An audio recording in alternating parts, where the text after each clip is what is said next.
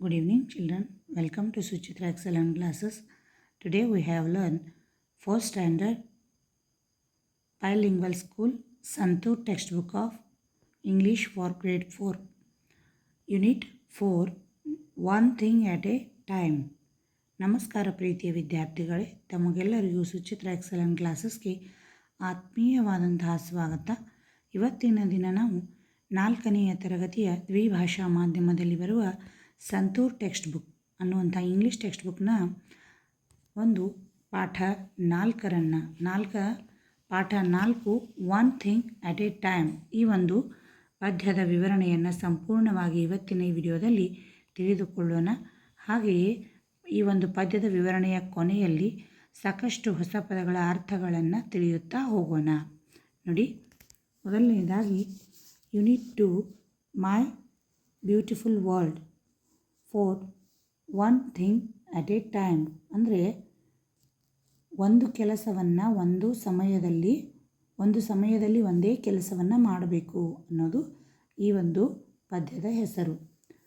ಮೊದಲನೇದಾಗಿ let's recite work while you work, play while you play, to be useful and happy, that is the way.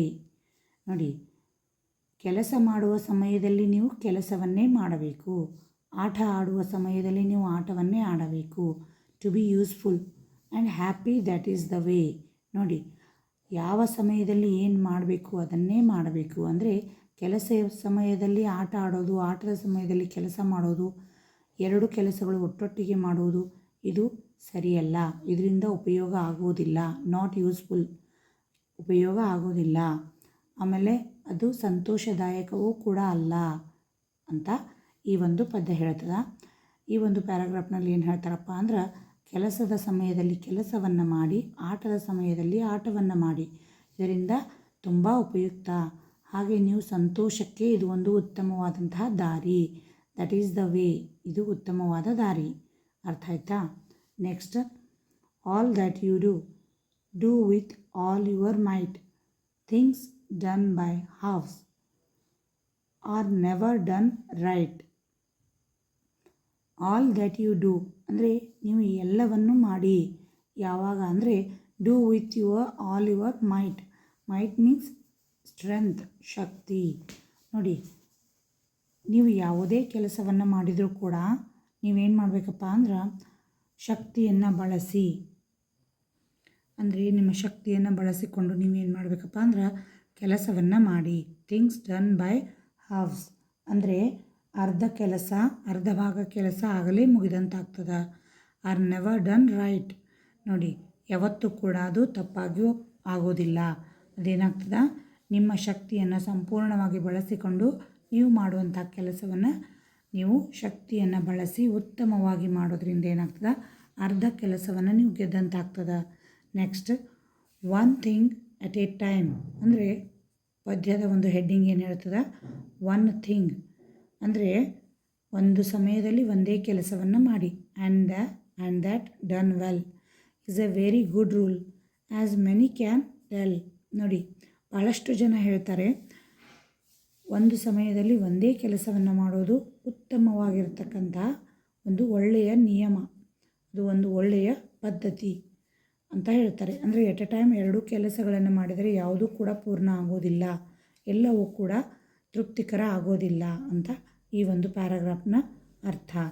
Next, ಕೊನೆಯ ಒಂದು paragraph ಏನು ಹೇಳ್ತದೆ ಅಂದ್ರೆ, moments should never be trifled away, so work while you work and play while you play.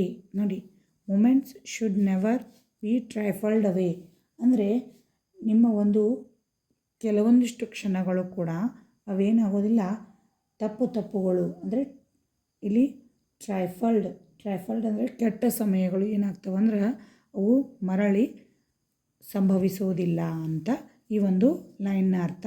ಅದಕ್ಕೋಸ್ಕರ ಏನು ಮಾಡಬೇಕಪ್ಪ ಅಂದರೆ ಕೆಲಸದ ಸಮಯದಲ್ಲಿ ಕೆಲಸ, ಆಟದ ಸಮಯದಲ್ಲಿ ಆಟ, ಈ ರೀತಿ ಮಾಡೋದ್ರಿಂದ ಏನಾಗ್ತದೆ ಅಂದ್ರೆ ಯಾವುದೇ ಕೆಟ್ಟ ಒಂದು ಘಟನೆಗಳಾಗಲಿ ತಪ್ಪುಗಳಾಗಲಿ ಮರುಕಳಿಸಿ ಮತ್ತೆ ಬರುವುದಿಲ್ಲ ಅಂತ ಹೇಳ್ತಾರೆ. ಅರ್ಥ ಆಯ್ತಾ? ಈಗ ಮತ್ತೊಮ್ಮೆ ಈ ಪದ್ಯವನ್ನು ಓದಿ ಹೇಳ್ತೀನಿ ಕೇಳಿ. ನೋಡಿ, at a time ಅಂದರೆ one thing at a time. Work while you work, play while you play. To be useful and happy, that is the way. All that you do with all your might. Things done by halves are never done right. One thing at a time, and that done well is a very good rule, as many can tell. Moments should never be trifled away. So work while you work and play while you play. ಈಗ ಈ ಪದ್ಯದ ವಿವರಣೆಯನ್ನು ತಿಳಿದುಕೊಂಡಿದ್ದೇವೆ. ಆಮೇಲೆ ಇದರಲ್ಲಿ ಬರ್ತಕ್ಕಂಥ ಈಗ ಸಾಕಷ್ಟು ಹೊಸ ಪದಗಳ ಅರ್ಥಗಳನ್ನು ಈಗ ಒಂದೊಂದಾಗಿ ಹೇಳ್ತಾ ಹೋಗ್ತೀನಿ.